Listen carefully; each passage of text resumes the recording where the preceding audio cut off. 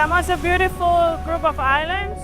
It's made up of two main islands. That's Manono Island and that's Apolima Island. Leilani Jackson is on her way to one of Samoa's largest islands, reflecting on a moment in her country's history that shook her and the people she loves to the core. The death toll has skyrocketed to more than 50 people, many of whom are children. More than 1,100 people have been admitted to the hospital since the outbreak began in late October. I saw what a whole society being ravaged by measles will look like, and it's not pretty. It was chaos.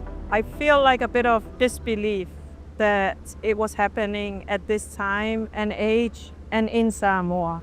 As a nurse, Leilani has spent her career helping small South Pacific island nations get their citizens vaccinated against preventable diseases.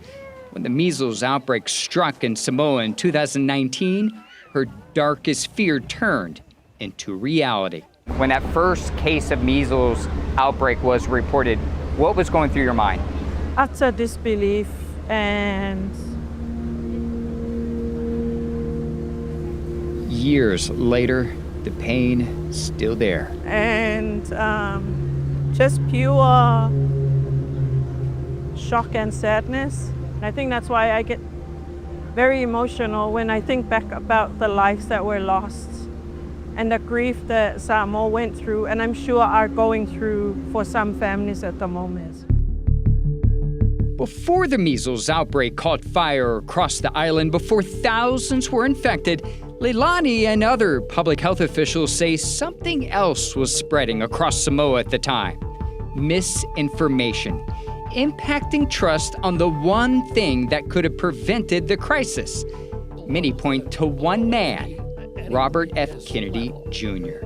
I went there, nothing to do with vaccines. He's trying now to play down his role in Samoa. You scared people from taking a vaccine, and children died. Remember what happened a year before the outbreak?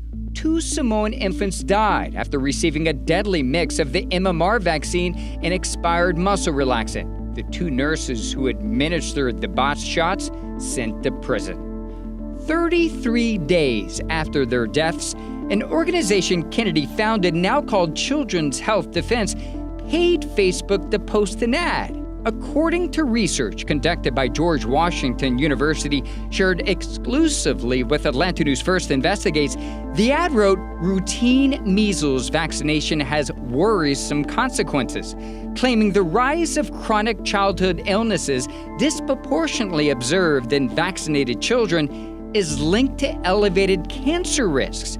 Kennedy's organization paid for 2 more similar ads on Facebook shortly after.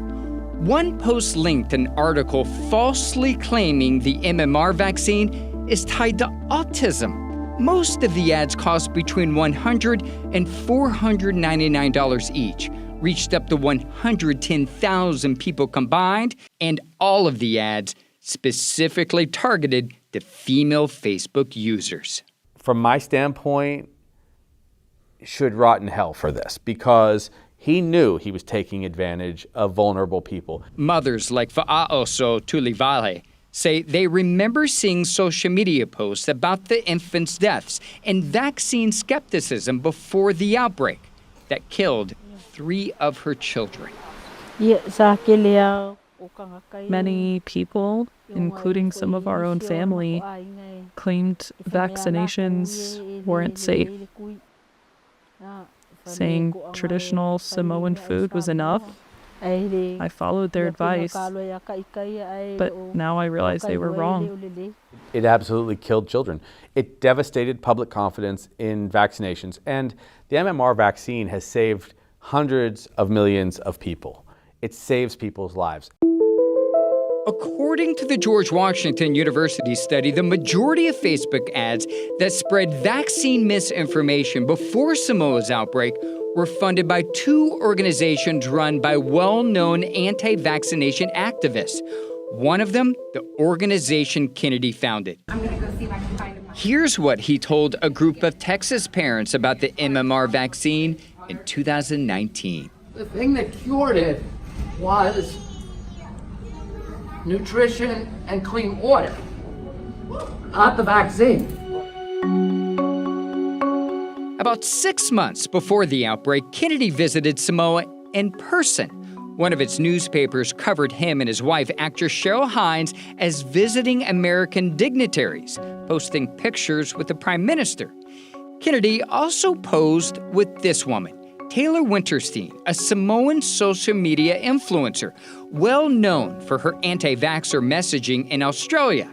She wrote in her post, "I am deeply honored to have been in the presence of a man I believe is, can, and will change the course of history." It kind of gave the message to the anti-vaxxers that they were supported. His presence in Samoa was significant for the anti-vaxxers to push their message through. Kennedy says his trip was organized by Edwin Tamisese, a longtime vaccine skeptic on the island. Samoan authorities arrested him for allegedly trying to convince people not to get the MMR vaccine during the country's mass vaccination campaign. He wrote on social media, "I'll be here to mop up your mess. Enjoy your killing spree." This small population, 1-2 deaths is a disaster already. Dr. Taki Nasari was Director General of Samoa's Public Health Services during the epidemic. What do you think about his arrest? It was good.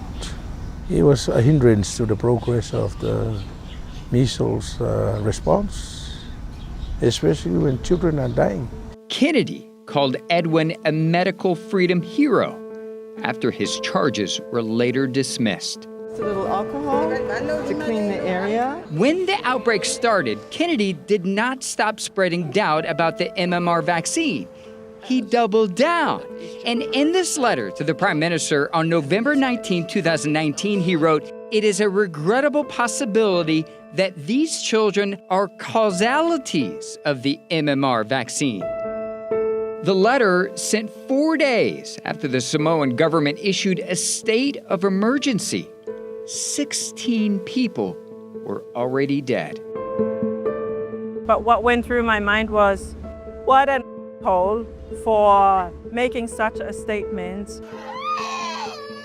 especially for a country like Samoa, which is still developing its services. So I thought he was such a selfish man who has at his fingertips everything available to him to live longer, and creating such confusion and doubts in Samoan minds about vaccine and getting vaccinated. Clearly, I had nothing to do with the measles. Kennedy responds about his alleged role in Samoa. You launched the idea that a measles vaccine caused these deaths. And the potential impact to public health in the U.S. and across the world. I worry about the next infectious outbreak of something that has a high mortality associated with it.